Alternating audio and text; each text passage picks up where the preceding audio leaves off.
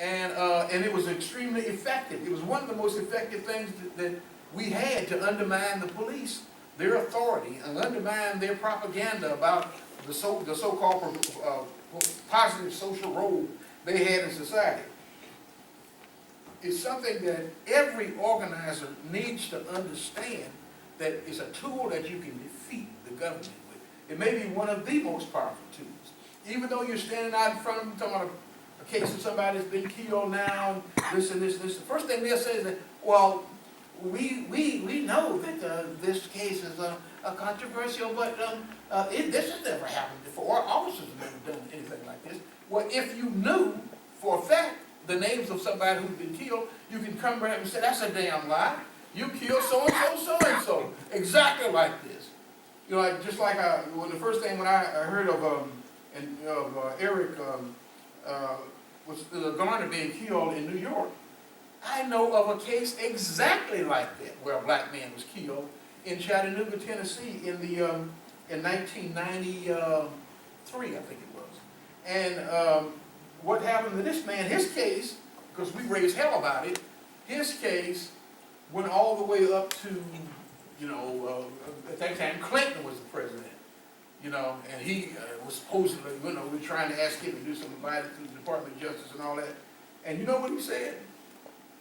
We're going to pray for him. We're going to have a prayer vigil in the White House, and we're going to pray for his soul. I said, well, we're not asking you to pray for his damn soul, so we want you to prosecute these pagans down here who getting that stuff, you know what I'm saying? But you know, it's just that what you have got is a kind of a thing where they want you to believe in the state, believe in officers. We are so concerned. That's what you hear Obama all the time about. People are losing faith in authority. People losing faith in the police. Well, that's a damn good thing. But we need to reinforce that by saying not only are they lying, and not only are they, you know, if you want to call it shirking justice or whatever, but the point of fact is they intentionally allowing this to happen, and they are helping it to happen. You know, that the cops and the government and all this work together to make these crimes. I mean, there's no way that this would be happening if the government and the state was not protecting them. You know, if they were not being protected. Now, every country in the world have got police. So it's not just a question of, well, you know, it's just an American thing. No, the hell it's not. We went to England. We went to, you know, and they've had a rebellion there. Well, at least I had a rebellion in Brixton, as they call it, which is the neighborhood in London. And there, it was an uprising over police terrorism. Well, in fact, just recently, when we went to the United Kingdom in 2013, the Dugan cases, a young man was shot and killed by the police there.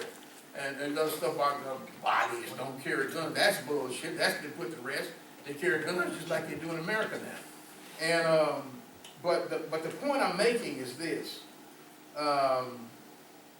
It is imperative that we get information on police crimes, systematic information on police crimes, and we put this together in a national database. And the government will claim that, oh, well, we don't know how many people have been killed. Well, they've been under responsibility for years to know how many people have been killed. They can put pressure on the cop shops all over the country to find this out, you know.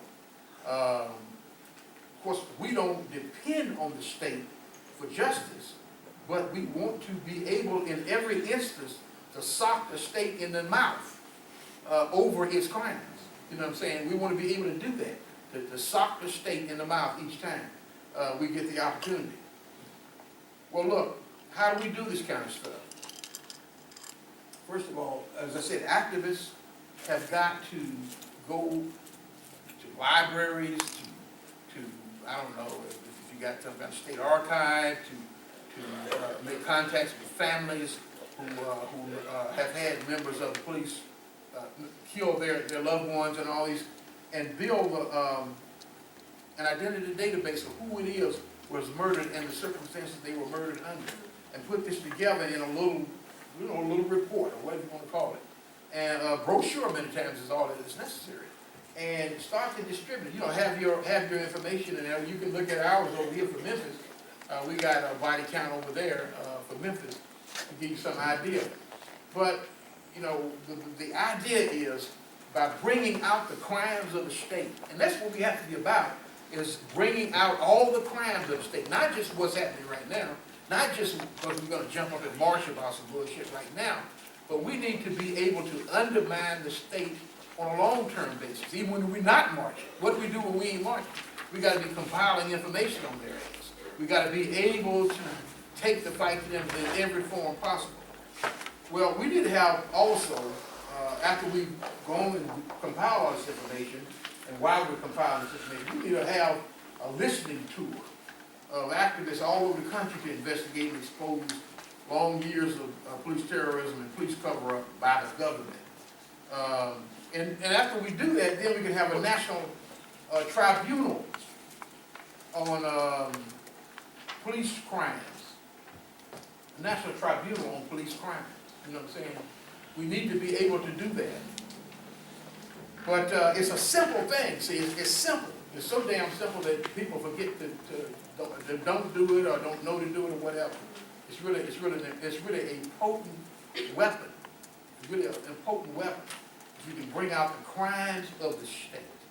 That can't be underestimated, you know, in any kind of way. To bring out the crimes of the state. It's like the sister was pointing out, police terrorism, you know, racism, and all of this is universal. It's international. He's pointing that out. Well, what I'm saying to you is that these crimes that are taking place in America, you know, in point of the fact, are all over the country, that have been happening for 10, 15, 20 years at least, and further back than that, because this is all a form of racist terrorism that's linked to capitalism itself.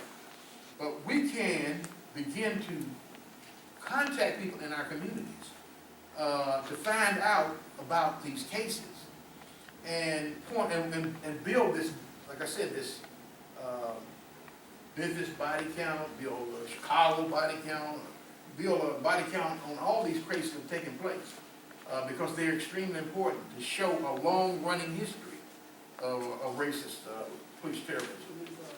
One thing, and